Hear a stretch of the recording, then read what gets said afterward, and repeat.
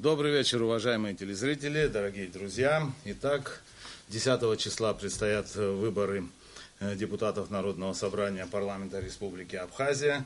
И по первому Сухумскому избирательному округу, и по второму избирательному округу. Сегодня мы с вами познакомимся с кандидатами в депутаты Народного собрания. Мы сегодня будем говорить с обоими кандидатами. И сначала у нас первый гость в студии Авицба Ахрик Русланович. Это Сухумский избирательный округ номер 1.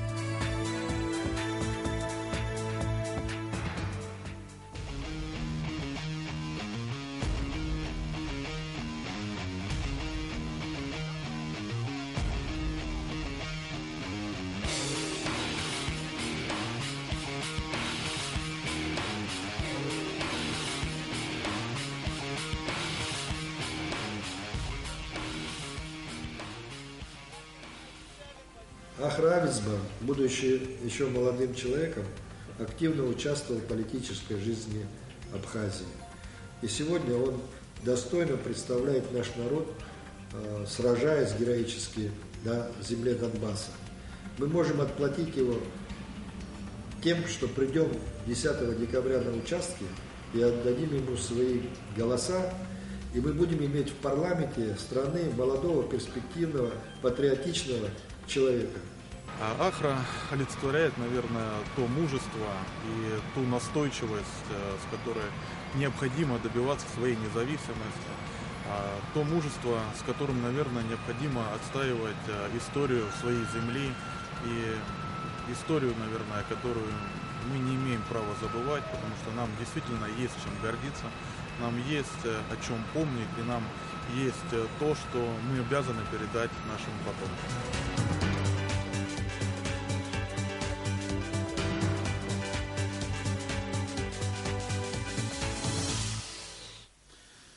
Итак, Ахра, я вот ознакомился с вашей автобиографией, у меня есть и ваш рекламный буклет, в котором представлена ваша программа. В первую очередь я хотел бы поговорить о вашей биографии, насколько я информирован. У вас сейчас круглая дата, вам 30 лет. Да, 30 лет, еще месяц она будет круглая, потом уже войду с высоко поднятой головой. В 4-й десяток будет 31. Но когда началась война в Абхазии, вы пошли в 1 класс. Скорее всего, пока еще нет. Когда началась война, я был в детском саду еще в городе Сочи. А вот когда уже к завершению подошло, я пошел в 1 класс. Во время войны. Да. Это уже та фаза, когда уже была ясность и понятно. Потом вы поступили в высшее учебное заведение. И это было в 2002 году, вы окончили сочинский филиал. Да, Российского университета Дружбы народов имени Патриция Лумумбы. Экономический факультет. Да, всегда, как говорится, направление у меня было экономика, так как я в Сочи учился в экспериментально-экономическом классе. И если уже в школе по экономике шли, то зачем было в институте менять? Я понимал, что много экономистов. И экономика это не привязывает, что ты должен быть коммерсантом или именно идти по направлению экономики.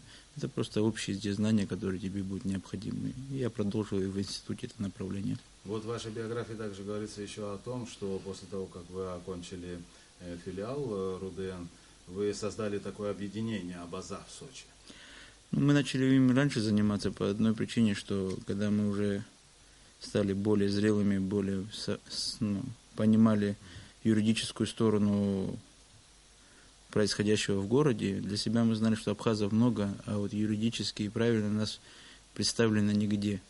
И мы с моим товарищем Эрику Кускерия, также сейчас он живет уже в Сухуми, вот мы вдвоем начали эту инициативу, которая была поддержана основными абхазами, которые являются активной частью нашей этнической группы.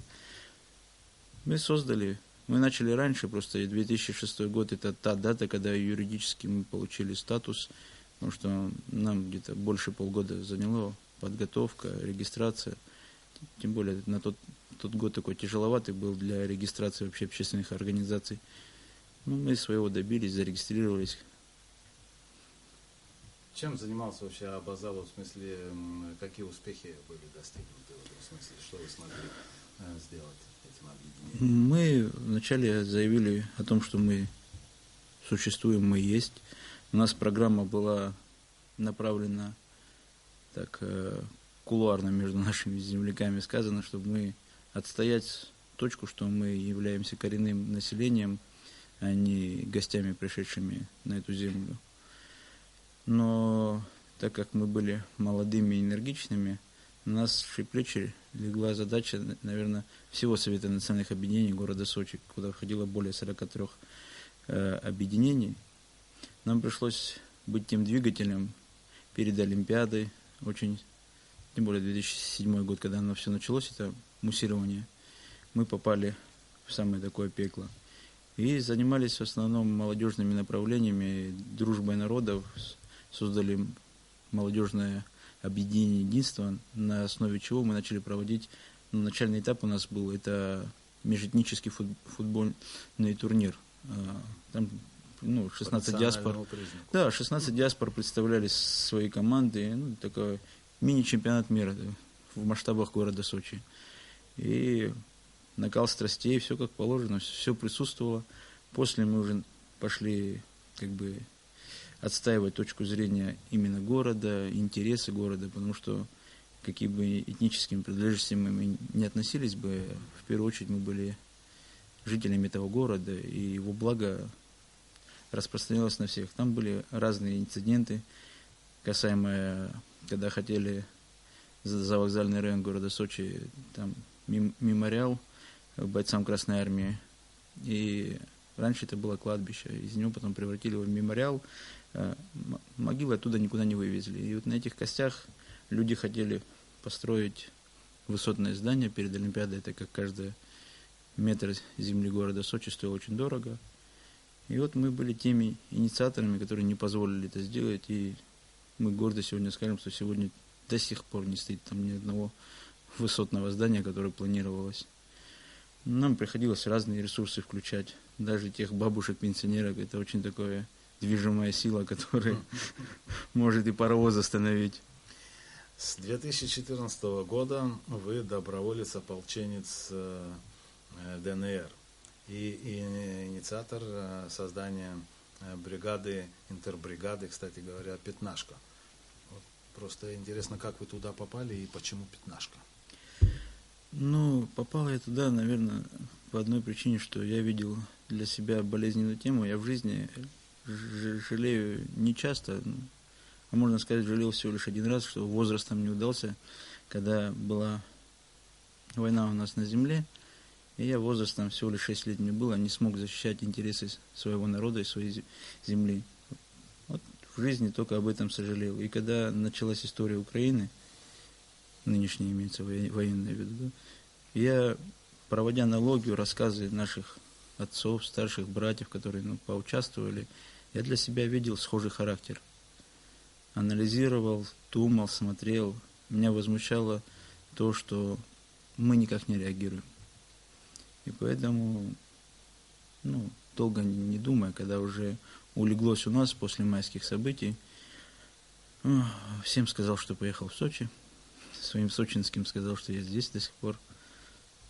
Перешел границу, положил флаг абхазский в рюкзак себе, купил на границе форму и отправился в свой путь. 15 человек нас перешло границу. Мы в Новошахтинске собирались. Все не являлись разных национальностей, с разных регионов Российской Федерации, Абхазии, кто-то еще с Белоруссии приехал. Просто были убеждены в том, что хотим помочь. И вот когда мы приехали туда, разные всякие мысли в голову ребят лезли по названию подразделения. Так как преимущество было у меня, потому что на второй день приехали журналисты и захотели взять именно у меня интервью, Я же не мог сказать, что мы безназванные никто. Поэтому я взял на себя инициативу и назвал подразделение «Пятнашка» по количеству пришедших ребят. Вы герой Донецкой Народной Республики. И 23 февраля 2015 года глава государства Донецкой Народной Республики оценил вклад нашего подразделения, ну и дал мне это высокое звание Героя Донецкой Народной Республики за номером 006. Вы также являетесь и кавалером Ордена Мужества Республики Абхазия.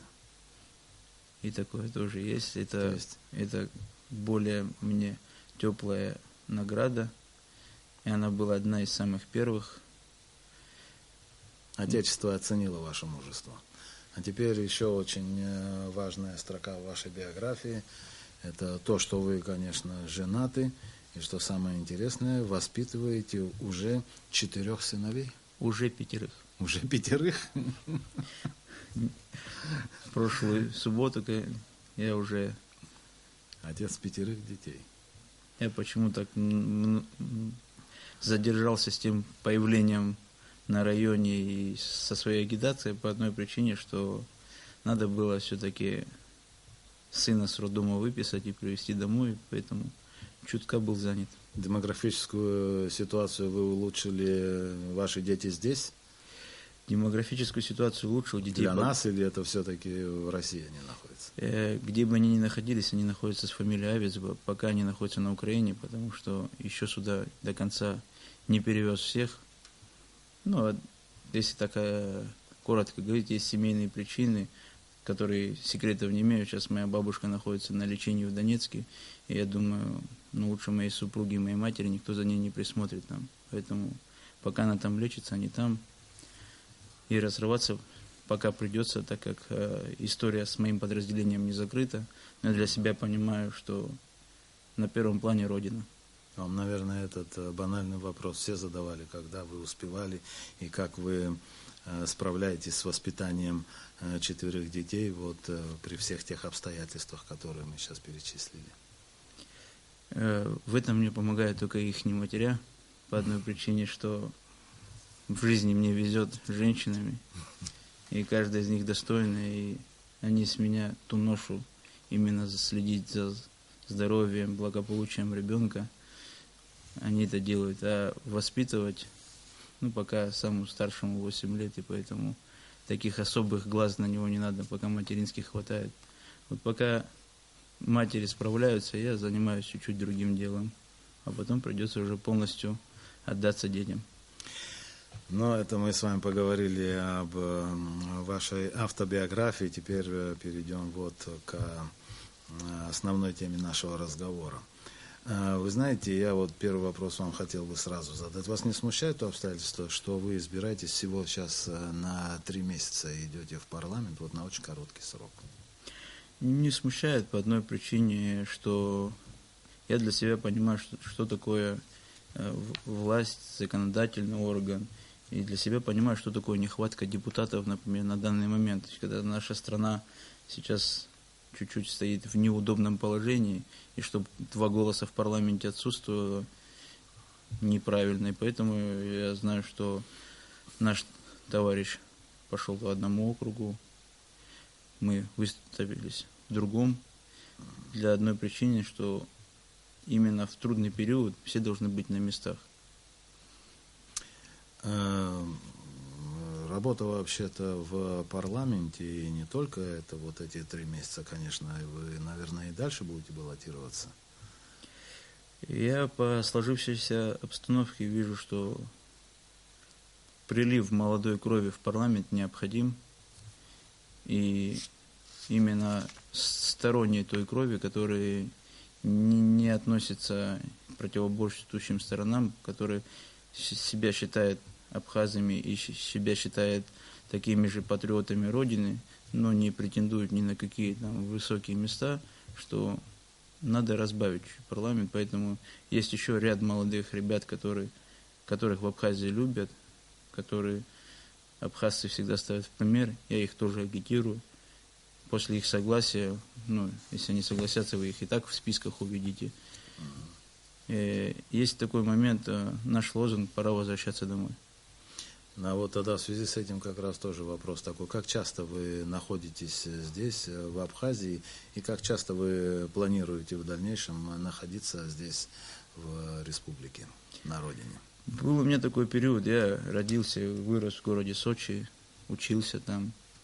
Но перед 2014 годом я уже на постоянную основу переехал в Абхазию, находился здесь, занимался, как говорится, тем делом, которое мне интересно, а именно земледелием. Но, так как есть свои какие-то убеждения, вынужден был уехать. Я уехал туда помогать, а не жить. И поэтому я себя от Абхазии не отрываю. А часто я здесь или нет, в самые тяжелые времена, которые именно были там у меня в военном плане, каждые 2 месяца я все равно приезжал сюда. Сейчас я нахожусь здесь на постоянной основе. Туда уже, как получается, в гости езжу. Благо придуман телефон и интернет, и как современные люди мы воюем по интернету. Скажите, пожалуйста, вот вы уже теперь здесь, в Абхазии, большей части находитесь, были там, в Украине, Донецкой Народной Республике. Вот скажите мне, пожалуйста, а как вы вообще вот оцениваете нынешнюю ситуацию, которая становится у нас вот сейчас, в последнее время, как-то более напряженной? У вас есть какое-то предложение по тому, как прийти к какому-то согласию, объединению, к которому все призывают у нас?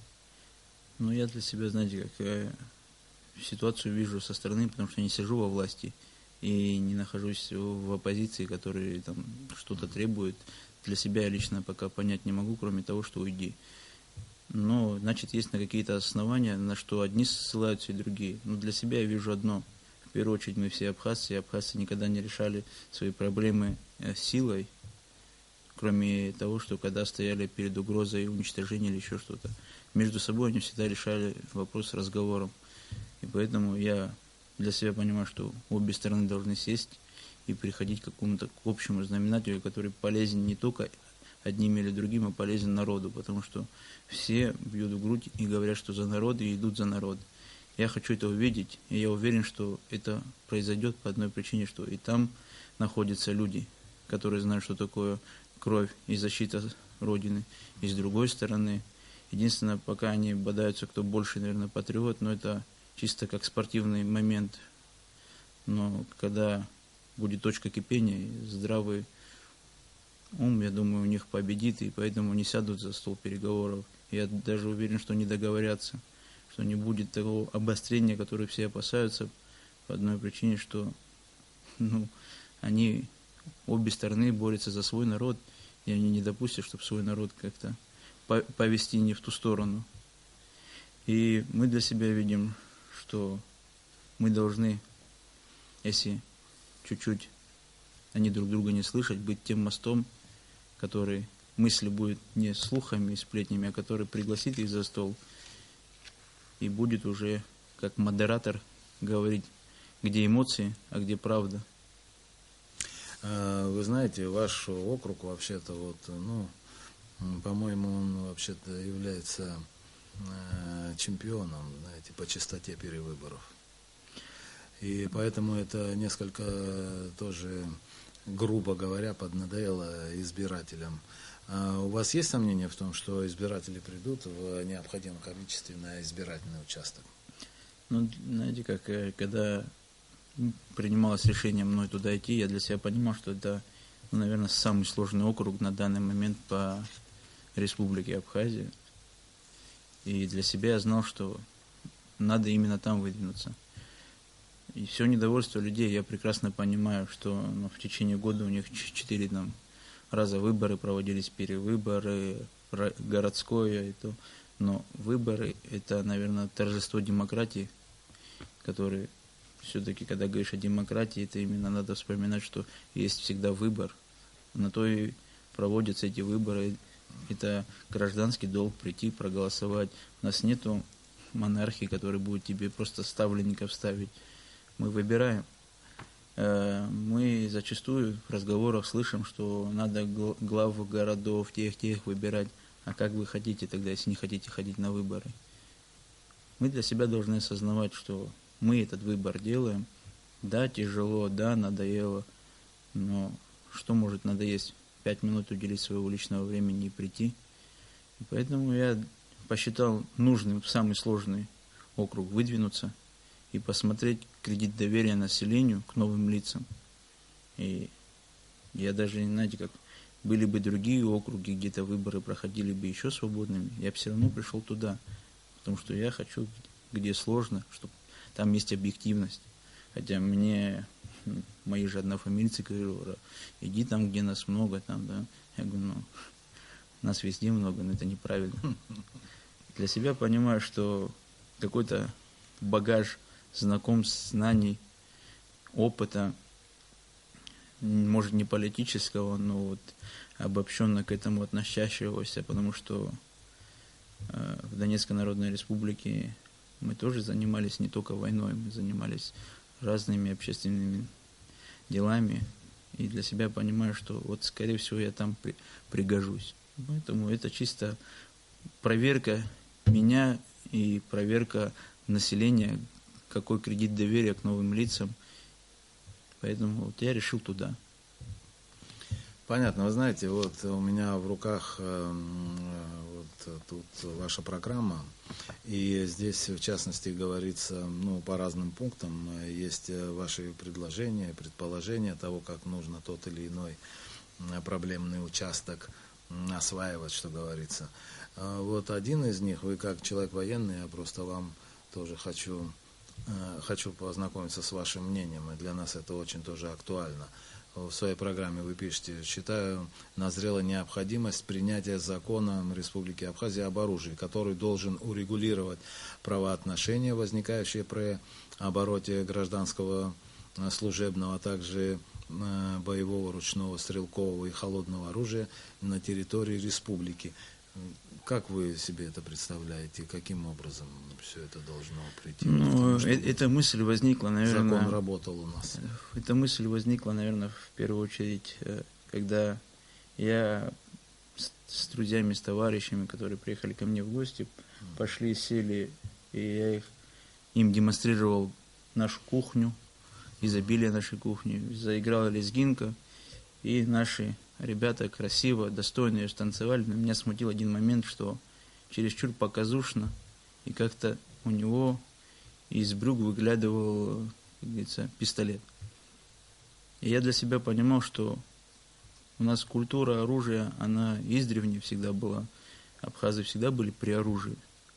Но вот законодательно, чтобы, если человек чуть-чуть норму не понимает, что есть что-то неправильно, что-то нехорошее. Ну, не каждый поймет, будучи ты даже сотрудником милиции, еще что-то. Но если ты сотрудник милиции, надень форму, положи его в кобуру. Но нет, у нас любят по гражданке, чтобы он торчал. Ну, я в изобилии этого оружия увидел там, и поэтому для себя понимаю, что мы должны как-то законодательно, правильно внести в норму, что урегулировать правоотношения. Оно должно быть правильным. Оно должно быть правильным. Если тебе дали возможность носить оружие, это не значит, что ты должен его как цепочку на шею вешать и показушно выносить. Это не украшение. Это даже абиджаренс, оно и цаскукаму винухахгару. Должна быть та культура, которая, вот как она у нас издревле была. Мы все знаем, что у нас оружия хватало, но мы этого не показывали. И есть другие нюансы. Есть то, что иногда наше оружие становится причиной как-нибудь, ну как, если говорить простым языком, чтобы с тобой поквитались, да, чтобы там на какое-то время тебя с площадки убрали. Поэтому для себя мы понимаем, что мы должны прописать правильно, грамотно, обдуманно, не как в Америке, там, в некоторых штатах иди покупай как хочешь.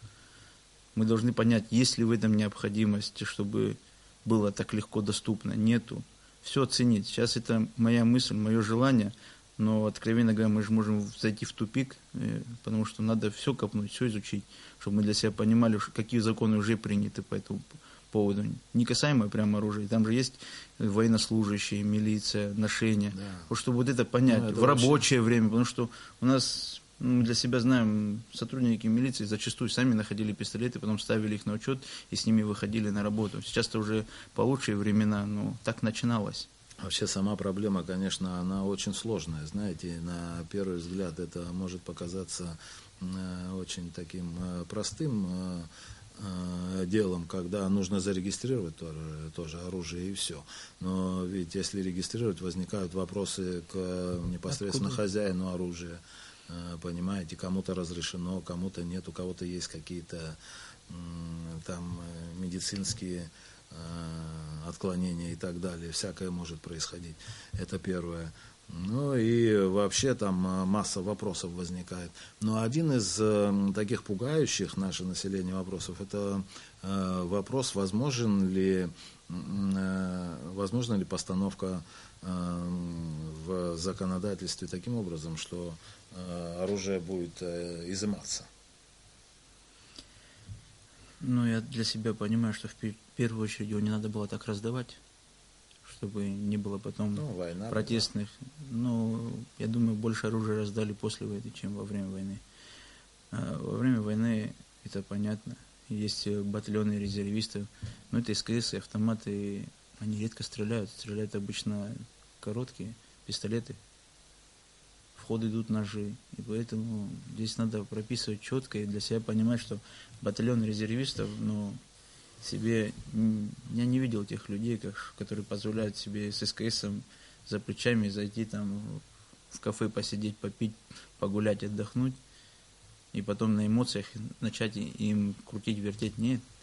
И поэтому мы для себя должны понимать, отделить норму резервиста, отделить простого гражданского человека, который школу закончил, паспорт получил и резко побежал там за счет того, что какие-то знакомства, родственные отношения взял, тоже неправильно.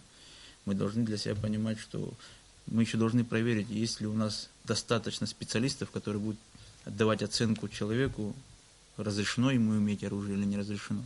Но сейчас мы можем ввести ту норму, которая потом не будет иметь тех нужных инструментов.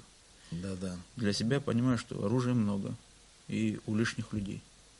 Неправильно это. Мы на душу населения столько оружия иметь, но его сейчас и не заберешь. Просто ты хоть нормативами можешь, знаете, законами внести, что они не будут им щеголять вот так нагло. Да, это может быть. Но с другой стороны, мы находимся в состоянии войны с нашим соседним государством. Вы знаете, и сюрпризы всякие возможны. И как-то вот в таком состоянии вдруг отбирать оружие, мне кажется, это тоже неправильный ход. Ну, знаете, как я тоже так считал по одной причине. Раньше был убежден, что, помню фразу «вооруженное население – это стабильность независимости государства».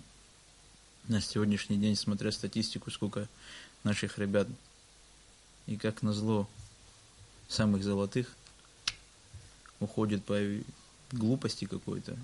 И для себя я уже эту норму чуть-чуть пересматривать стал. Для меня в первую очередь, как говорится, готов умереть за Родину, так научись ради нее жить. И поэтому я хочу, чтобы мои братья все-таки не щеголяли, у кого больше возможностей, какие пистолеты, а все-таки хвастались, наверное, количеством своих сыновей, дочерей и занимались чуть другим делом. Я не хочу, чтобы они думали больше об оружии. Начнем с того, что есть у тебя пистолет, но это не значит, что у тебя есть к нему боекомплект. И поэтому то, что там у тебя 5 патронов, на войне от этого ничего не сделает. На войне и автомат не всегда решает вопросы. Поэтому у нас достаточно того оружия и достаточно сосредоточены склады в разных направлениях, что враг, если даже подумает, то мы уже его мысль сможем сбить. Не обязательно, чтобы у каждого под подушкой лежал какой-то аргумент для врага. Да это не аргумент для него. Для него аргумент – это сколько ребят служит, какие возможности артиллерии, танков у нас имеются, авиация. Да. Вот это для них каких-то аргументы. А то, что у тебя у населения имеется пистолет, это не аргумент. Это его не остановит.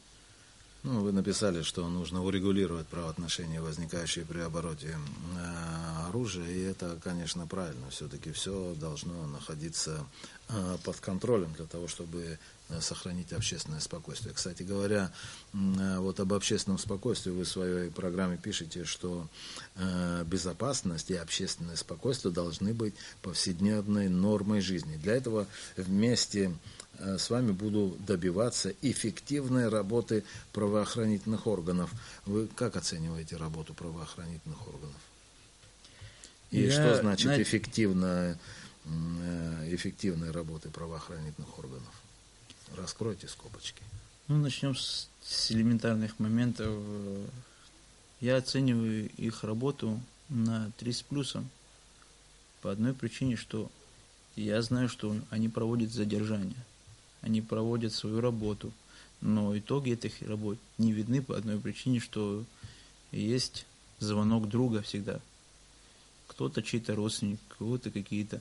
Мы для себя должны понять одно. Законы писали наши старшие, и большинство из них, слава Богу, сегодня живы, здоровы. Вот им надо в первую очередь задать вопрос, когда они звонят, для чего вы тогда эти законы писали? Для чего тогда вы блокируете ту работу правоохранительных органов, которые они проводят? Плюс зачастую мне непонятны те ребята, которые туда пошли не как по зову сердца, а как просто на заработок. Вот таких ребят я тоже не понимаю. Они говорят, нехватка кадров или еще что-то, они их держат. Неправильно это. Не должны наши ребята в первую очередь смотреть туда на возможность сегодня прокормить себя или заработать. Туда никого насильно не гнали. Они все сделали свой осознанный выбор. И поэтому, я думаю, работа так называемых замполитов, она должна быть правильная и усиленная. Работу, чтобы контролировать правоохранительных органов, для начала, я думаю, юридически пропагандировать, посадить девочек, которые учатся на юрфаке, чтобы они имели практику работы рядом с собой же, также, там, чтобы они прием граждан вели или еще что-то, чтобы и через этих граждан уже понимать, какие вопросы. Касаемо правоохранительных, если касается правоохранительных, то если будет возможность быть депутатом, то придя, можно получить какие-то ответы. Не просто как гражданин, а отправить запрос. Или просто, когда есть какой-то рейд, с депутатской группой прийти на этот рейд встать и проверять тоже ношение оружия, потому что оно, если у тебя есть разрешение на хранение, то ношение, передача, это совсем другие те моменты. Помогать им работать. Мы помогали в Донецке чуть по-другому, потому что там, когда шел один сотрудник МВД, то его сопровождало отделение наших бойцов с пулеметами. Там другая ситуация. Здесь наша ментальность совсем другая. Здесь надо больше разговорами. Здесь надо человеку объяснять, что это неправильно, некрасиво, это его не красит, и в первую очередь это не красит в его лице его народ. И вот я думаю, с этими разговорами, с этими работами именно с сотрудниками какого-то результата можно добиваться. Просто я для себя знаю одну точно мысль, что их чуть-чуть вяжут в их работе. Где-то распускают в виде гаишников, потому что, откровенно говорю, на маленьком участке с утра с 6 до 10 столько гаишников можно увидеть. Я еду с Донецка до Абхазии, и меня встречают всего лишь 3 поста. А здесь между постами еще 3 поста выезжают. Сегодня, сейчас мы ночью будем ехать, то ни один сотрудник не стоит на улице. И мы должны для себя понимать, что если ты установил блокпост, то будь добр, выйди и смотри, кто едет, как едет. Не обязательно останавливать. Но ты для себя поймешь, хотя бы успеешь, так как все приспускают, где-то лежачие лежат. Ты хоть взглянешь на человека. Просто я помню, что в один период они все стояли, потом это им не понравилось, и сейчас никто не стоит. Для этого я понимаю, что надо регулировать именно вот это, им объяснять их работу. У нас в Абхазии одна проблема, никто не знает, кто за что отвечает, никто не знает своих функциональных обязанностей. По большому счету, вообще-то, конечно, так же, как и другие структуры, все они нуждаются в реформировании. об этом часто говорится и на самом высоком уровне. И другое дело, как эти реформы продвигаются.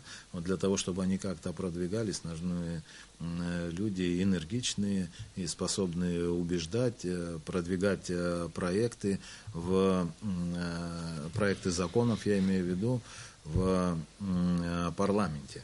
Вот в вашей программе здесь говорится о том, что, вот, кстати говоря, о парламенте, дальнейшей его судьбе, поддерживать дальнейшее развитие избирательной системы в Абхазии, то есть пропорциональную и мажоритарную, суть которой заключается в том, что часть депутатских мандатов распределяется в соответствии с принципами мажоритарной системы, что способствует формированию устойчивого правительства, а другая часть в соответствии с принципами пропорциональной системы способствует более полному учету голосов избирателей и точнее отражает реальную картину политической ситуации в стране.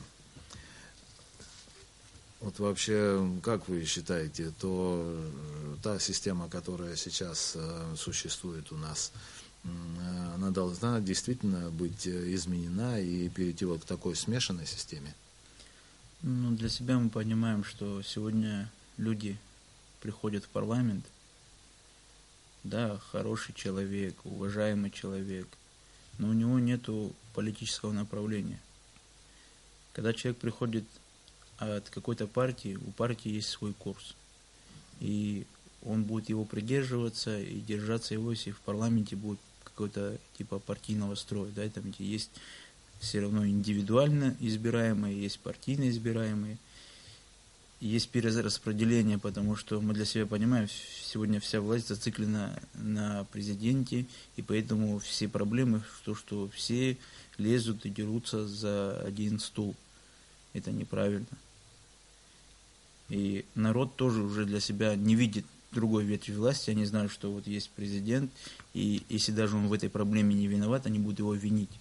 Поэтому, я думаю, надо сделать чуть-чуть небольшие изменения, чтобы люди уже привыкли именно к правильным избирательным моментам, потому что они для себя должны понимать, где есть законодательная власть, где есть исполнительная.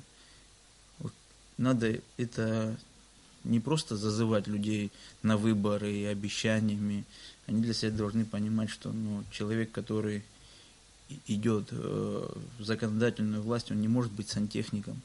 И попросить его сделать трубу, если у него какой-то опыт свой есть, он может сделать. А когда вы просите, чтобы он там вложил еще что-то, мы уже для себя должны понимать, что мы его на что-то обрекаем нехорошее. И это надо, эту практику прекращать. И потом после этого люди говорят, что мы чуть-чуть устали от выборов, потому что дают обещания, обещания обычно дают те ребята, которые приглашают, зовут на выборы. Ну и кандидаты, я не думаю, что они столько могли обещаний раздавать, чтобы все население не захотело.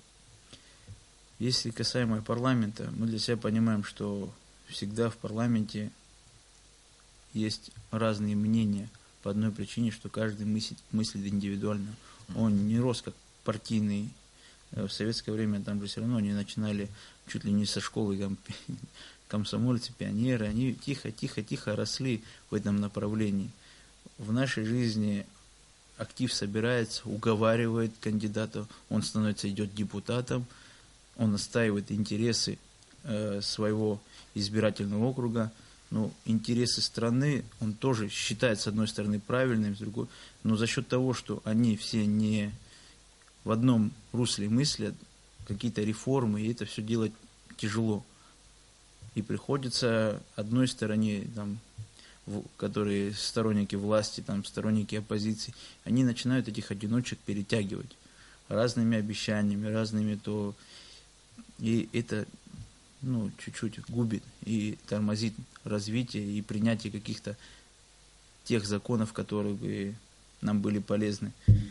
Просто сейчас, знаете, как есть сравнивать с чем. Когда Россия к себе принимала Крым, она написала столько законов, наверное, сколько мы за всю историю свою не написали. По одной причине, что есть большинство, и они партийные. Если все партии собрались, руководители, они решили, что это правильно для страны, они в экстренном варианте быстро это все сделали и приняли. У нас так не получится. У нас мы в самый кризис только собираемся и становимся единомышленниками. А до этого мы начинаем каждый вносить. Нам не нравится суть написанного, там, поменяйте это слово, запятую, вот сюда перенесите. Каждый какие-то дополнения, не принимают споры. Это все по одной причине, что нету именно того правильного направления воспитания политиков, который позволяет заниматься развитием, модернизацией какой-то нашей власти, модернизацией наших силовых структур. Для нас модернизацией было, я помню, очень давно, когда всех сотрудников отправили резко на пенсию, набрали молодых. И это было чуть-чуть губительно для нашей правоохранительной структуры, потому что опыта не было. Может, знания какие-то были по институтам, но опыт ничем не поменять. Ну, вот ваш главный лозунг в вашей программе – это слушать, слышать, действовать. Вот у вас также есть такое утверждение, что вы хотите способствовать установлению доверительных отношений между гражданами и представителями власти. То есть, чтобы все друг друга слушали, могли услышать друг друга, и главное, чтобы после этого принимали какие-то конкретные позитивные действия, я так понимаю.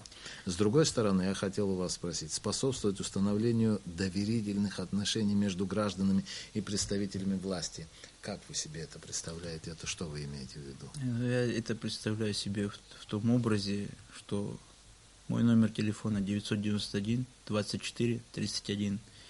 Это означает то, что надо любой человек, проблему, звоните мне. Любой человек, который считает, что я недоступный буду или сейчас недоступный, он имеет мой номер телефона.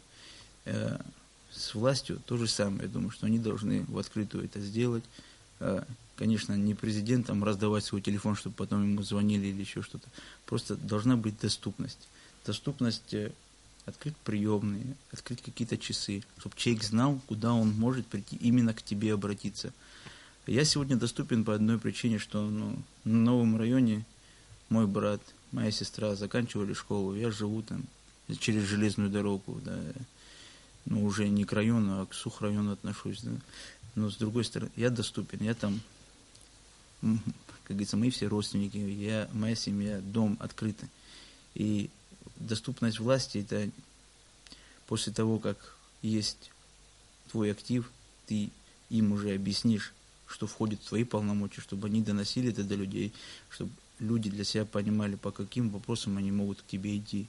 Те вопросы, которые они не могут к тебе обратиться, они для себя могут понимать, что ты с ними пойдешь и будешь решать. Просто есть один момент, человек должен для себя понимать, что мы не секретари, к нам пришел, иди реши вопрос. Нет. Вот рядом встал, и, как говорится, как сосед с соседом пошли и решили этот вопрос. Вот это правильно, думаю, будет. И мы должны уже для себя понимать не ту ситуацию, как происходило, и фразу мы слышали, когда сидели мы там 9 человек, и звучала фраза «Наш народ нас не поймет, и мы и есть наш народ. Мы друг друга поймем, и не надо нас от народа отрывать». Депутат – это не Бог и ничего. Это такой же человек. Какая-то там юридическая неприкосновенность, еще что-то. Какая-то юридическая неприкосновенность не позволит твоему соседу до тебя дотронуться. Огромное спасибо, Ахра, за ваш разговор и ваше представление программы. И в заключение нашего интервью я бы хотел, чтобы вы обратились бы к избирателям своего округа. Это Сухумский избирательный округ номер 1, по которому вы выставляетесь кандидатом в Народное собрание парламента Республики Абхазия. К своим избирателям я могу обратиться только с одной просьбой: прийти 10 числа на выборы. Не обязательно отдавать голос за меня, можете и голосовать против. Просто сделайте правильный гражданский выбор и пойдите на выборы. По одной причине, что торжество демократии – это право человека выбирать. И мы живем в демократической стране. Поэтому прошу, придите, проголосуйте. Нашим телезрителям напомню, что у нас сегодня в гостях был сухумский, был Авицба Ахра Русланович, баллотирующийся по Сухумскому избирательному округу номер 1. Огромное спасибо еще раз вам, желаем вам удачи. Нашим телезрителям еще я напомню, что сейчас, через несколько минут, мы работаем в прямом эфире. У нас будет кандидат по Сухумскому избирательному округу номер 2 Эдуард Зурабович Хашба. И мы с ним тоже побеседуем о его программе и его автобиографии.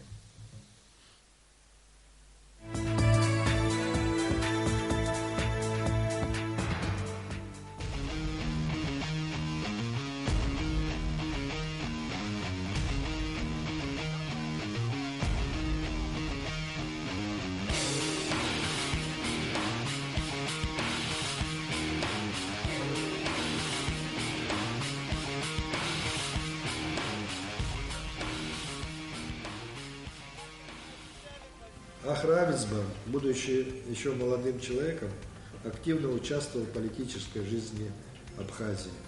И сегодня он достойно представляет наш народ, сражаясь героически на земле Донбасса. Мы можем отплатить его тем, что придем 10 декабря на участки и отдадим ему свои голоса, и мы будем иметь в парламенте страны молодого, перспективного, патриотичного человека.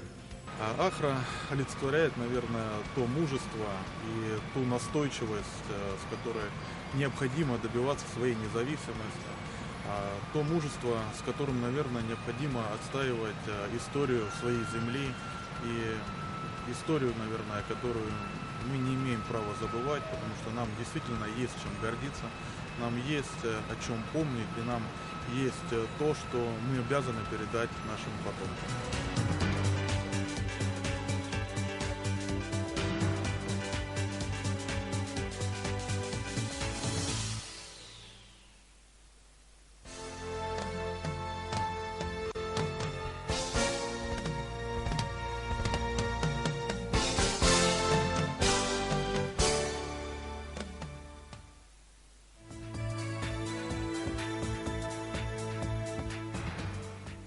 بيدي كسريحة خيبة درس عجنشت ولا بأي بشرجو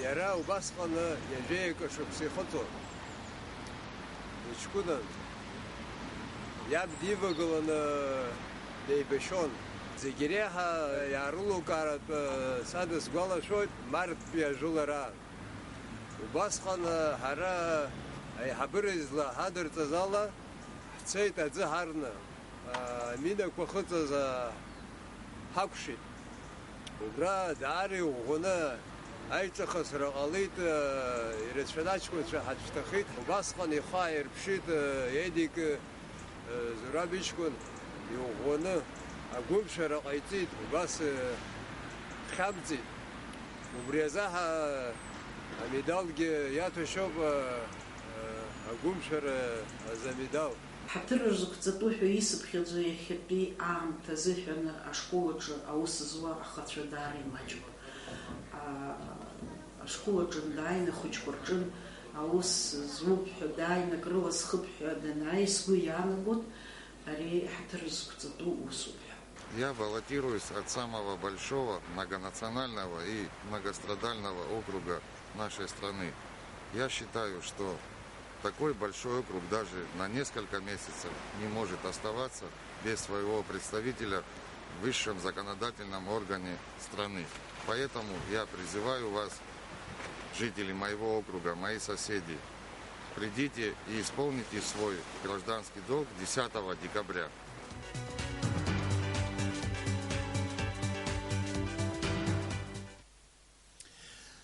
И еще раз добрый вечер, уважаемые друзья. Напомню вам, что 10 декабря 2016 года в избирательном Сухумском избирательном округе номер 2 будут проходить выборы в парламент Республики Абхазия. И выставляется по этому округу Эдуард Зурабович Хашба. Добрый вечер, уважаемые Мы друзья. сегодня вас представим. Мы говорим в самом начале о биографии кандидата в депутаты, в такой простой форме. Просто я кое-что прочту из вашей биографии, то, что я знаю. А если в случае чего, если я вдруг где-то ошибусь, вы меня поправите. Хорошо? Хорошо. Вам 55 лет уже. 45. 45 лет? Да. Вот видите. А я думал, вы старше. 45. А вы окончили 20-ю школу в новом районе. Да. Сейчас она 5-я.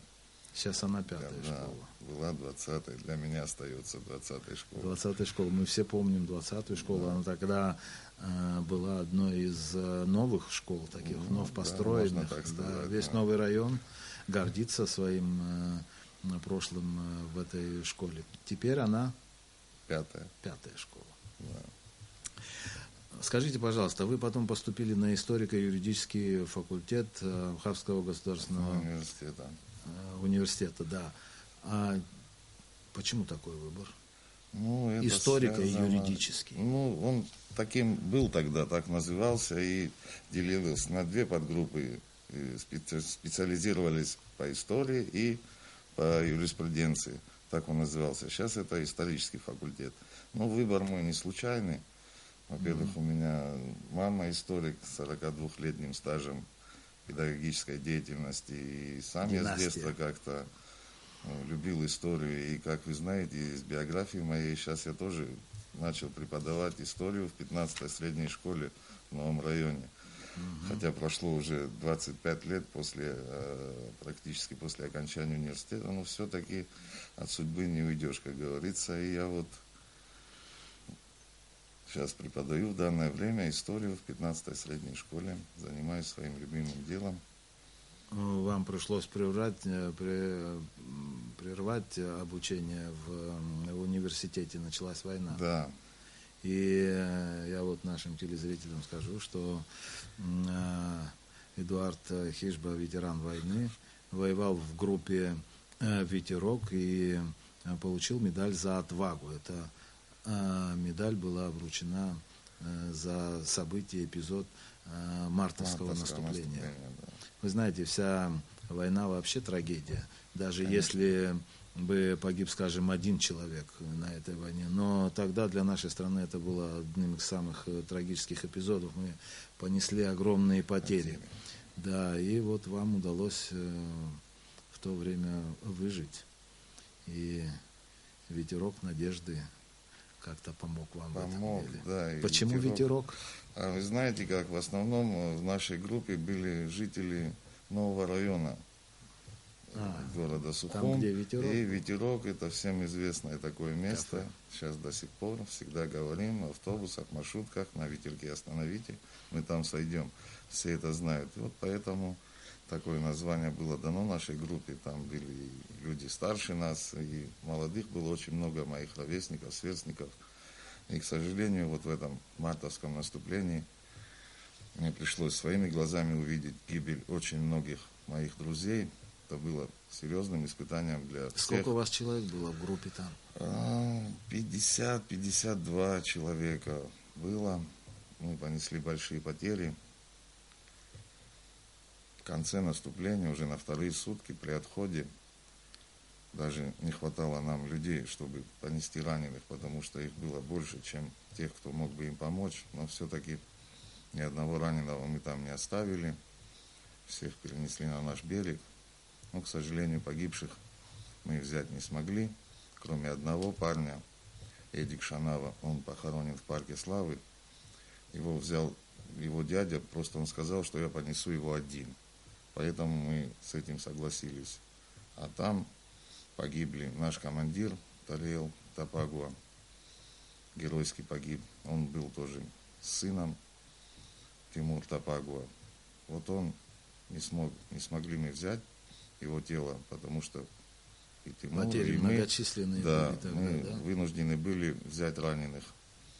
Но, если можно так сказать, слава Богу, что где-то год назад по вот этой программе опознания тел погибших, тело Тариела Тапагуа было опознано и похоронено со всеми полагающимися почестями в его родовом селе Куту. Ну, более половины вашего отряда погибло. Более половины. Там произошли такие события, что напоролись как бы на минное поле, сразу пошли потери. И как бы свою задачу мы выполнили, то, что перед нами стояло, перейти реку, взять первые позиции врага, чтобы он не имел доступа к прямому обстрелу реки, чтобы пошел второй эшелон. Как-то вот так сложилось, что, взяв первые позиции, мы понесли большие потери, не могли дальше продвинуться. Второй эшелон, как всем известно, не пошел. Да. И вот мы вынуждены были еще сутки там оставаться, вести бой, сохранить наших раненых.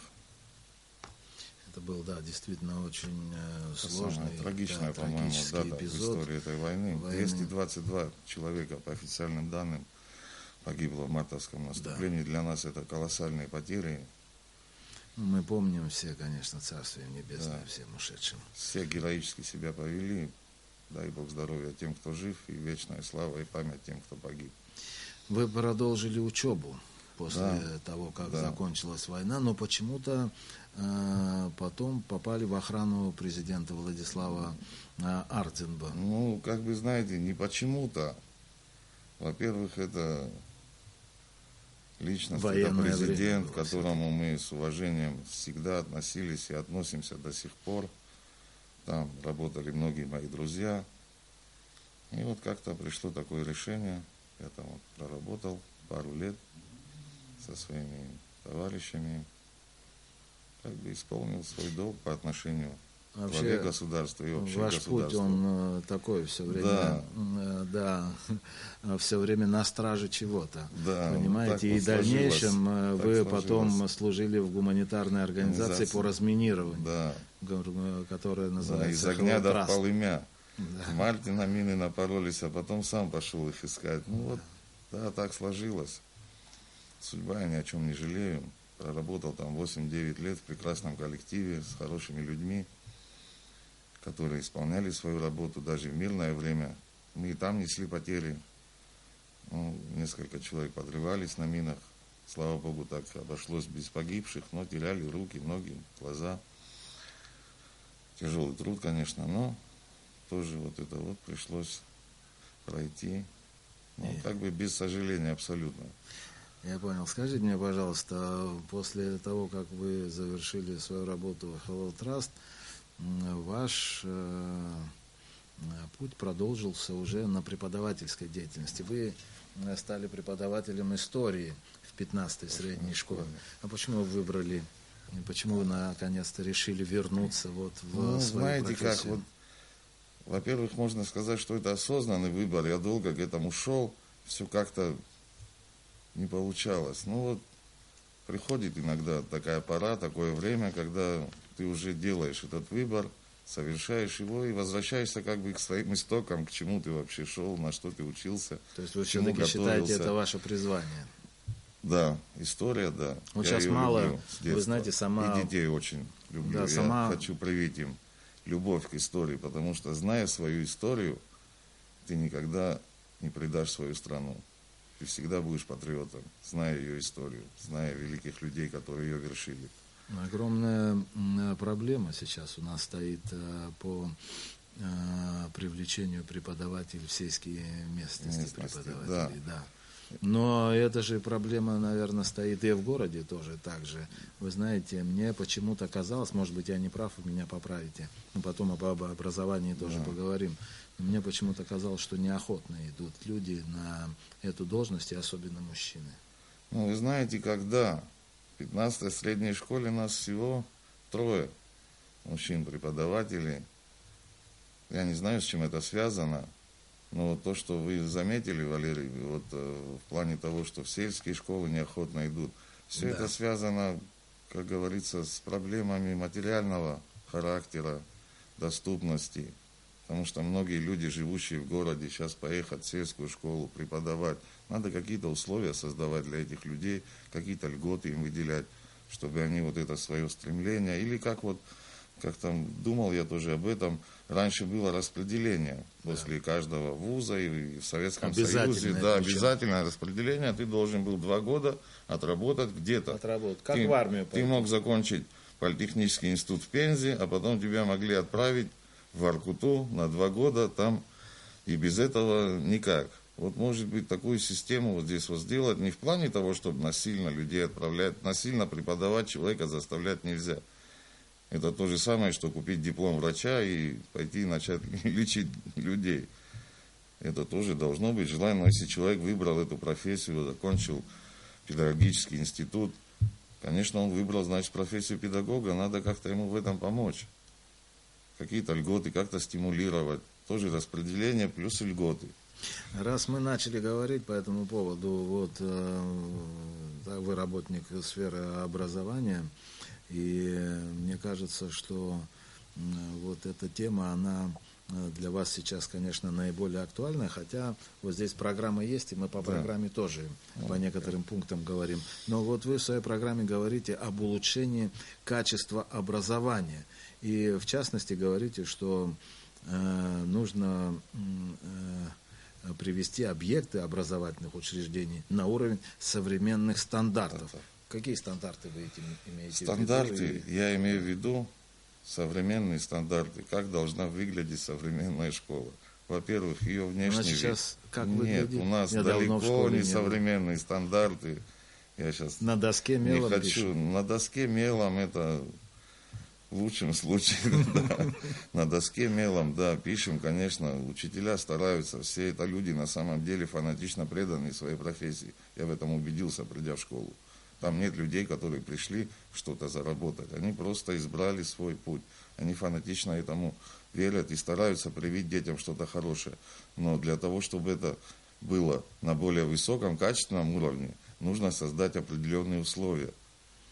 Элементарные хотя бы. Технические. Да, технические. Вот, допустим, 15-я школа, где я преподаю, там нет спортивного зала. Как это и так? Вот так сложилось. То есть там все хилые дети такие? Да, я не скажу, что хилые, они участвуют в соревнованиях, они добиваются успехов в межгородских соревнованиях по футболу, волейболу, 1-е, 2-е, 5-е места занимают. Это все, опять же, труд педагогов, вы понимаете как? Они сами вот это все стараются как-то привести в норму. Это вот то, что касается спортивного зала. Я вообще не представить себе не могу, что нет спортивного зала или спортивной площадки. Вообще там, даже где площадки находятся дети. Даже площадки нет. Как, типа, площадка. Это катастрофа вообще. Я думаю, что в ближайшее время нужно... И говорить о том, что наши объекты образования готовы к учебному году, это по меньшей мере, я считаю, как-то... А как вы считаете, какие первоочередные задачи вот сейчас вот необходимо решить для того, чтобы такого положения вообще странного, как в 15-й школе, не было? Вы знаете как, там не странное положение, там хорошее положение, коллектив хороший, я опять же повторюсь. Спортивная просто площадка, условий нет, дети вы понимаете, играют, условий для них для даже занятий. учеба это игра. Конечно. И вообще учеба должна быть до определенного возраста, для них это как игра. Я вот историю преподаю в основном в 5-х классах младших, им по 10-11 лет.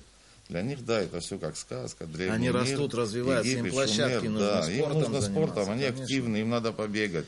Помимо занятий, идет дождь или пошел снег или холодно, все, физкультура проходит в классе. Это странно, я вам скажу, что очень. Нет площадки в школе, это очень. Я даже в деревнях не видел, чтобы деревни были без какой-то сейчас, правда, площадки. на днях поменяли крышу новую, сделали в школе. Желательно, чтобы и фасад привели в порядок. Но первая задача, я думаю, постараться добиться того, чтобы нашлись какие-то средства, нашелся какой-то спонсор. В конце концов, если государство не осиливает это, какого-то человека заинтересованного, который любит детей и школу, чтобы он сделал это. Но это не было большой проблемой, если только в этой школе было бы так. Во многих школах, помимо спортзалов, есть еще другие проблемы. Потому что современный уровень, я не говорю о том, чтобы в каждом классе стояло по 10 компьютеров, мы понимаем, что тяжелое положение, в каком мы находимся, но элементарные вещи, которые сейчас уже десятки, 10-15 лет присутствуют, допустим, в российских школах, до этого уровня нам немного хотя бы подняться. Вы вот баллотируетесь сейчас в парламент. Скажите мне, пожалуйста, ну, сама работа вообще в парламенте, в законодательном органе, она требует определенной настойчивости, умения, да, убеждать вообще-то, потому что, да, вы будете предлагать проекты каких-то законов. Вот вы, если будете избраны, какие проекты вы хотите поставить на обсуждение в парламенте? Ну, вы знаете, как вот первое, о чем я думаю, что бы мне хотелось поставить, проект какой выставить, это вот там, как написано в моей программе, это помощь молодым семьям. Помощь им реальная, не на словах, а на деле. Принять закон, создать фонд помощи молодым семьям на уровне законодательном. Не вспоминать об этом только после там какого-то очередного, как говорится, незаконного захвата жилища там теми или иными. А потом через неделю об этом все забывают. Целенаправленную программу. Мы молодое государство, мы растем, мы развиваемся. И говорить о той же демографии или о чем-то еще, вот это первое, то, что надо сделать. Я знаю очень многих молодых людей, у кого по 2-3 детей. И мама работает, и он работает, и платит по 10 тысяч за квартиру. А как ему дальше содержать свою семью? И в любой момент ему могут сказать: ой, сейчас мы эту квартиру продаем или сдаем кому-то другому, освободите помещение. Не лучше ли как-то сделать так, чтобы, может быть, государство вот эти пустующие сотни квартир, которые у нас есть, выкупало у этих людей, которые ими не пользуются, приводило их в элементарные какие-то условия, а потом вот эти люди, молодые семьи, могли туда заселиться и платить те же 10 тысяч. Программа должна быть те же 10 тысяч, это я сейчас утрирую немного, это все надо разработать, но тем не менее, те же 10 тысяч платить, но зная, что это уже твое. Ты платишь не хозяину квартиры, а ты выкупаешь эту квартиру своеобразно. Да, к ипотеке мы навряд ли скоро придем, учитывая наши условия, менталитет, все остальное. Но вот это, я думаю, более-менее реальный выход, который можно воспользоваться. Мы все время говорим, что надо изымать квартиры у тех, кто там, они пустуют. Ну, к этому мы не придем. Легче их выкупить. Какие-то вложить ресурсы, средства, они же вернутся потом. Правда, не сразу, но через 2, 3, 4, 5 лет. Какая разница? Хоть через 10 лет. Но зато мы создадим условия для развития молодых семей, для их роста. Это ли не главное решение? Это да, это очень важная вообще-то проблема в нашей жизни. И вообще молодежи как-то внимание нужно уделять побольше. Я вот каждый день с этим сталкиваюсь. Не только в смысле спорта, да, но и, конечно же, их спорт, само собой, перспектив их и дальнейшего развития, как в интеллектуальном, так и в физическом смысле. Скажите мне, пожалуйста, вот вы говорите в своей программе о необходимости восстановить максимальную приближенность медицинской помощи к населению, ее качество. Что вы имели в виду? Я сейчас как бы расшифрую это.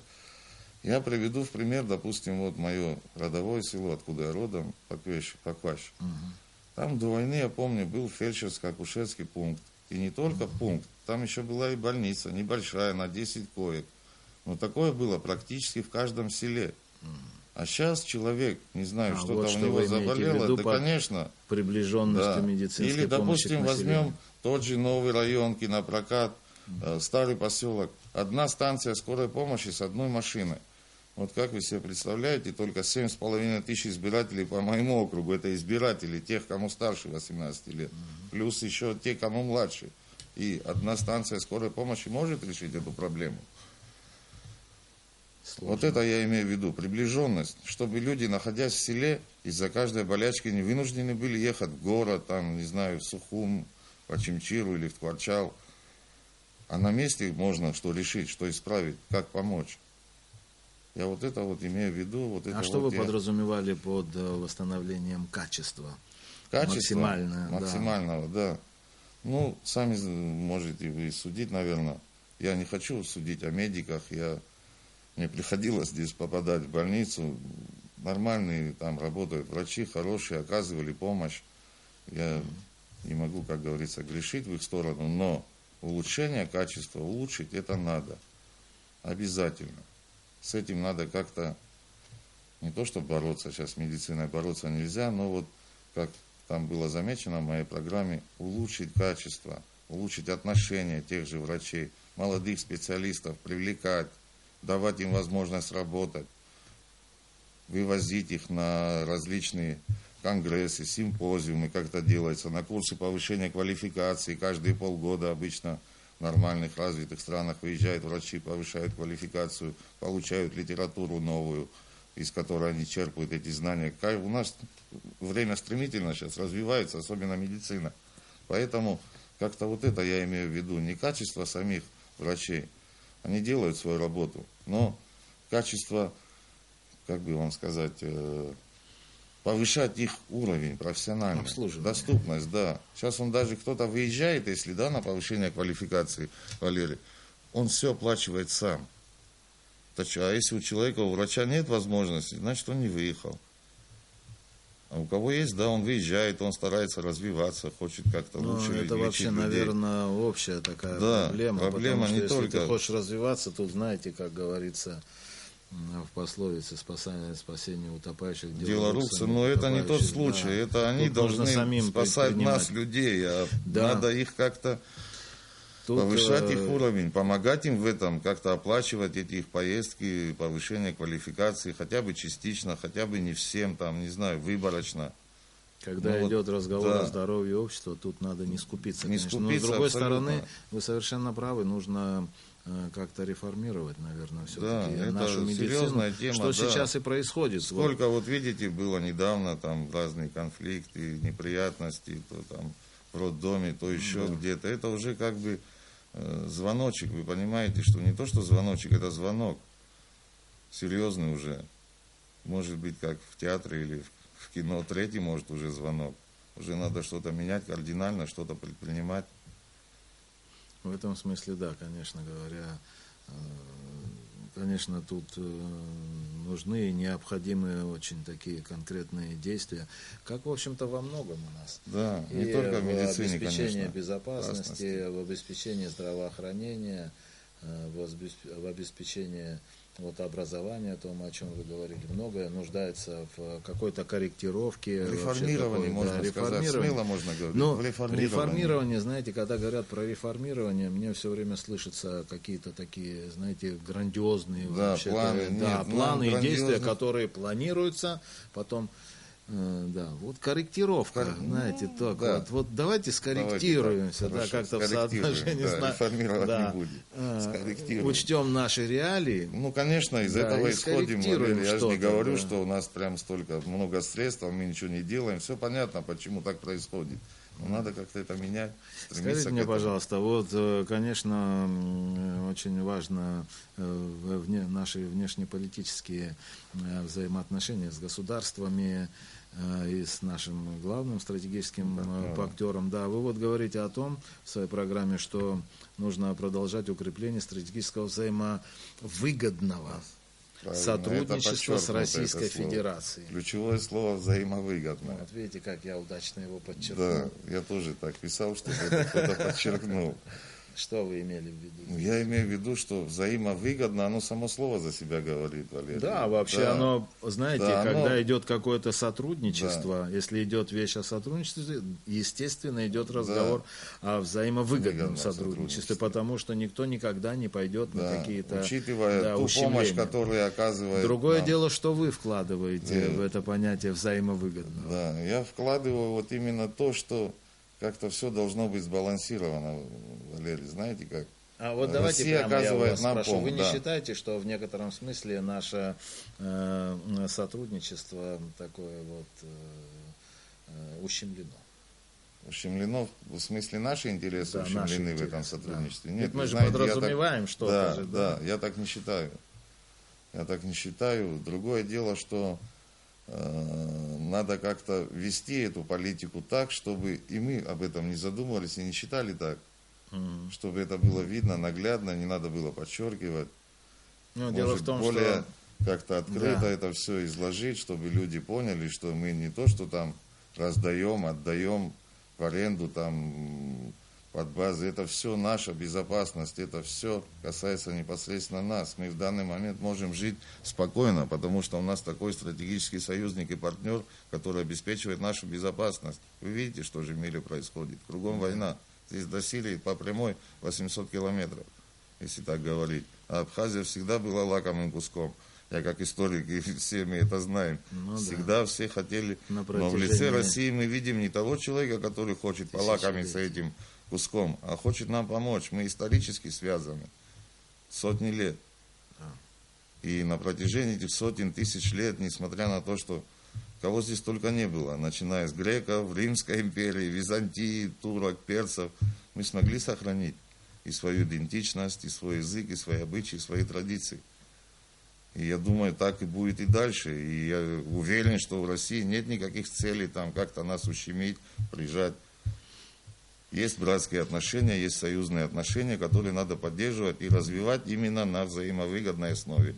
Это уже зависит от тех политиков, которые принимают те или иные решения.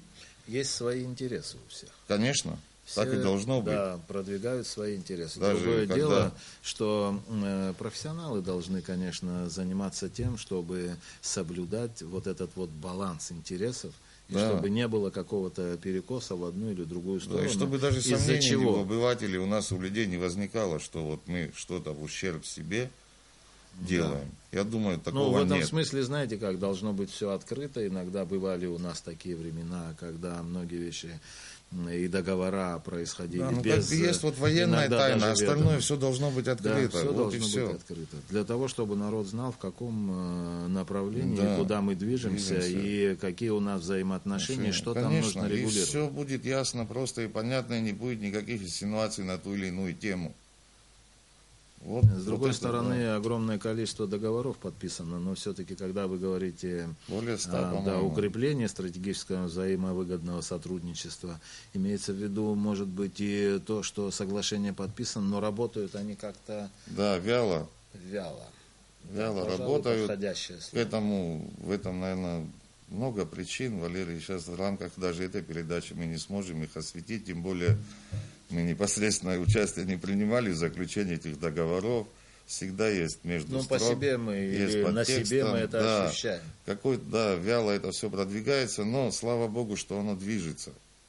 И что у нас есть вот такой стратегический союзник и партнер, которому мы можем доверять, и который представляет наши интересы и на международной арене. Мы вот говорим о сотрудничестве взаимовыгодном в основном с Российской Федерацией. Это главный, основной партнер. Но вы в своей программе также пишете о том, что необходимо укрепление еще и сотрудничества с республиками и странами, признавшими суверенитет и независимость Республики Абхазия. Конечно. Вы считаете, что в этом направлении у нас работа вяло тоже идет?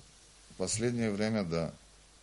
Раньше как-то после признания были визиты, посещения, тоже вы историк, вы не дипломат, конечно. Нет, может быть, это некорректный вопрос. Дипломат, да, но все-таки что вот вы в этом направлении предполагаете необходимо предпринять нашему внешнеполитическому ведомству? Вы знаете, мне сложно на этот вопрос ответить, но я постараюсь. Они, я думаю, прикладывают немало усилий.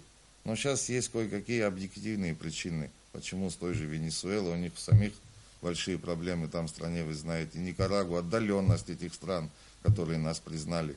И вот там дальше еще в программе у меня записано усиление работы по признанию Абхазии другими странами. Да. Вот это вот я считаю даже еще более важным, потому что эти страны, которые нас признали, они уже это признание не отзовут, у них все наладится. У нас наладится, мы продолжим наше сотрудничество, но признание другими странами, странами СНГ, теми, с кем мы жили одной большой семьей в Советском Союзе, вот эту работу там надо есть больше усиливать. Конечно. Тут же может и Россия нам помочь оказать влияние на ту или иную страну, но должна инициатива исходить от нас, и эту работу надо вести, это может не год, не два, не три, конечно. С другой стороны, вы знаете, такая борьба интересов происходит и в тех же странах нашего содружества. Сейчас здесь такие державы, и так все несколько сложно, обособились все, знаете, и идет процесс становления.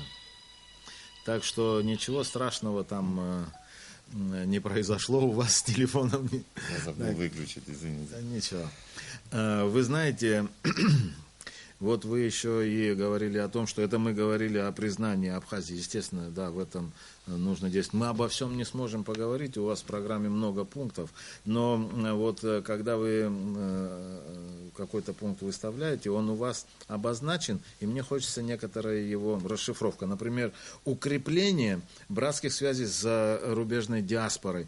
То есть оно как бы недостаточно укреплено, я так себе представляю. Вы знаете, у нас вот бывали такие моменты, когда как-то, ну вот, не то, что там они ослабевали, эти связи, но бывали моменты, когда они вот так интенсивно идут. Потом раз, и как-то получается, что, ну, не очень мы с ними Каким общаемся. образом надо укреплять нам эти наши братские связи? Как вы считаете, что нужно сделать сейчас, в первую очередь, для того, чтобы действительно мы не находились в некоторой такой разделенности? Разделенности, да.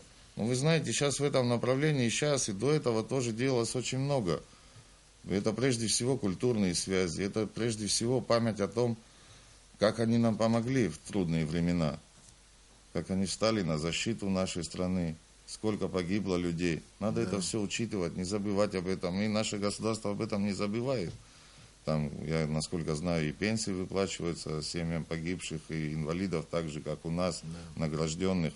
Но все-таки укрепление, такое слово, Валерий, вы понимаете, что оно безгранично.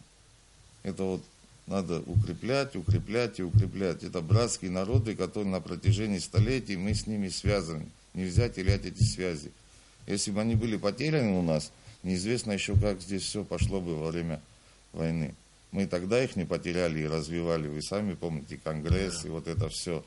Я имею в виду вот это. Сейчас немного вот тогда Конгресс был, Шанибов. Помните же, как все это было, Валерий?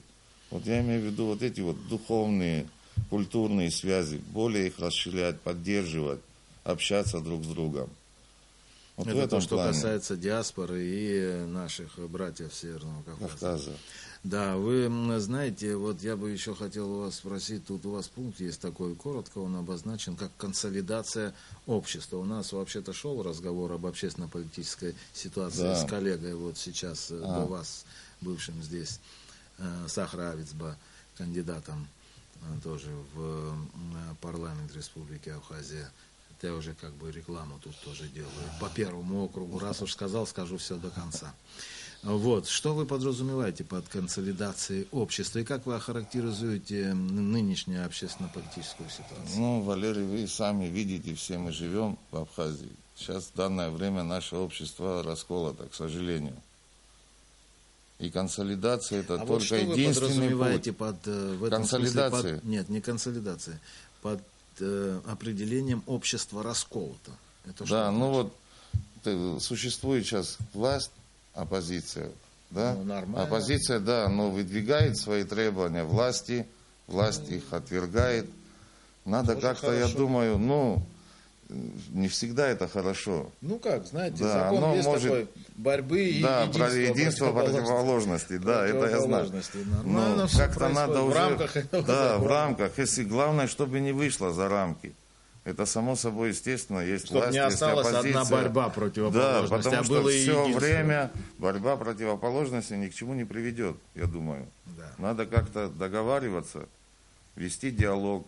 Вот как мы с вами сейчас сидим, вот так пускай тоже сядут представители власти и оппозиции, ну, кстати говоря, и выскажут свое мнение. Здесь, в этой но студии. даже я имею в виду здесь более высокопоставленных больше, людей. чем вот там на улице, кстати говоря. У нас как-то все это происходит более-менее...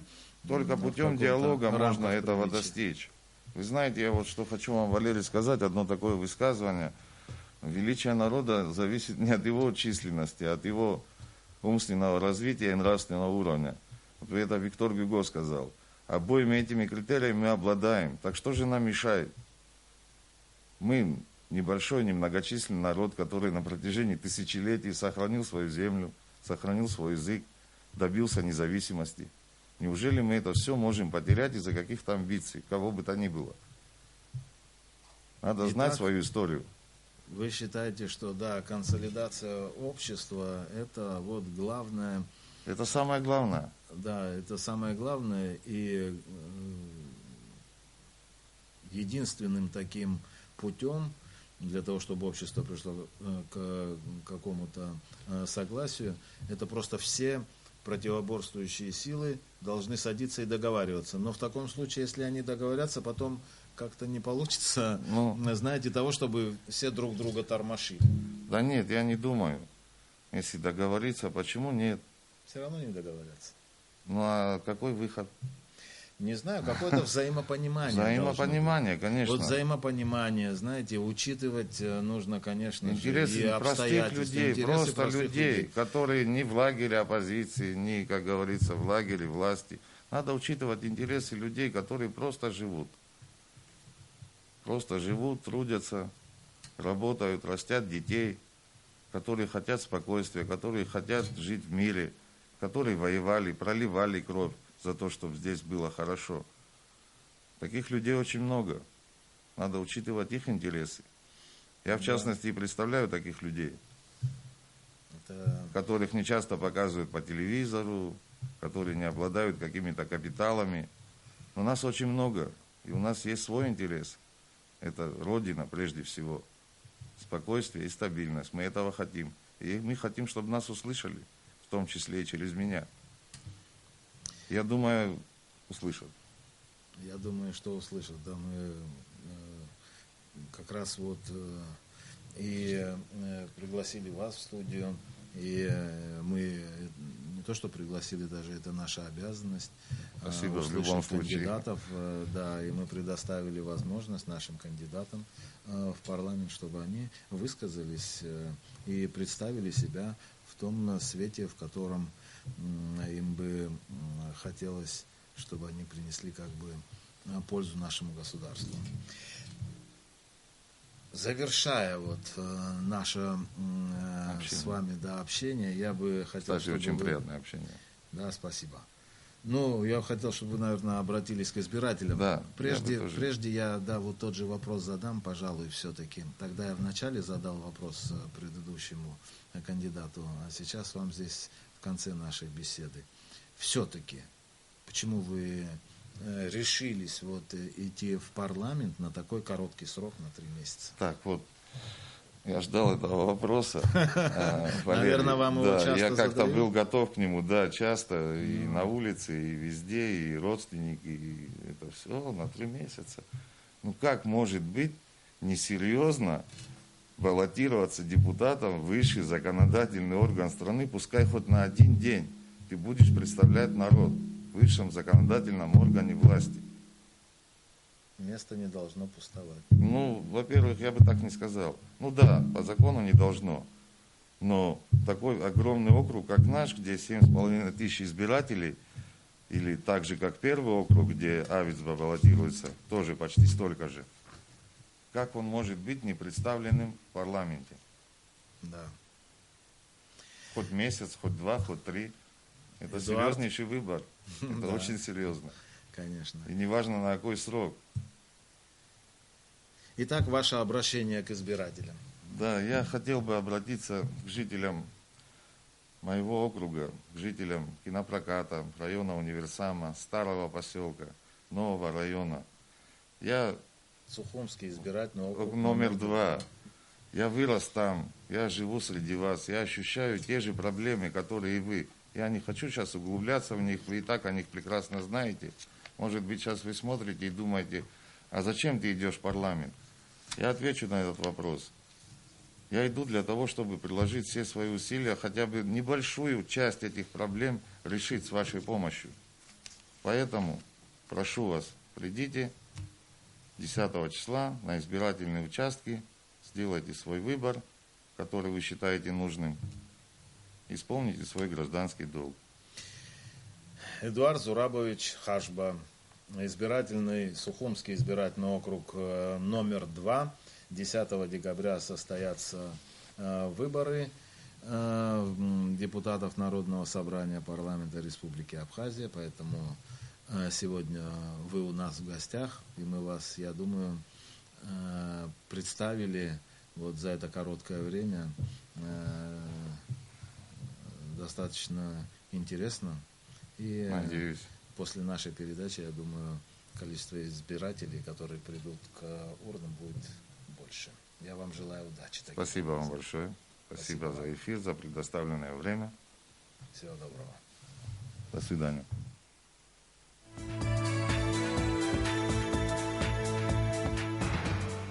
Аш бэйдики сариха хай бэйдэрыз аджинчтвала бэй бишражо. Яра убасхана яжейка шупсихото. Ичкунан. Яб дивагалана бэйбэшон. Зигиреха ярулу карат садыс гвалашойт март бияжулара. Убасхана хара хабырызла хадыртазала цейт адзыхарна. Мина квахыцаза хакушит. Убра дари угуна айцахасра алит иресфедачкун шахачтахит. Убасхан ихайр пшит едик зурабичкун югуна агумшара айцит убас хабзит. Убрезаха амидалге ятушоб агумшара замидал. Ҳаҭыр рзықәҵатәу ҳәа исыԥхьаӡо иахьатәи аамҭа азыҳәан ашколаҿы аус зуа ахацәа даара имаҷуп. Ашколаҿы дааины ахәыҷқәа рҿын аус зуп ҳәа дааины акрыла схып ҳәа данааи сгәы иаанагоит ари ҳаҭыр рзықәҵатәу усуп ҳәа. Я баллотируюсь от самого большого многонационального и многострадального округа нашей страны. Я считаю, что такой большой округ даже на несколько месяцев не может оставаться без своего представителя в высшем законодательном органе страны. Поэтому я призываю вас, жители моего округа, мои соседи, придите и исполните свой гражданский долг 10 декабря.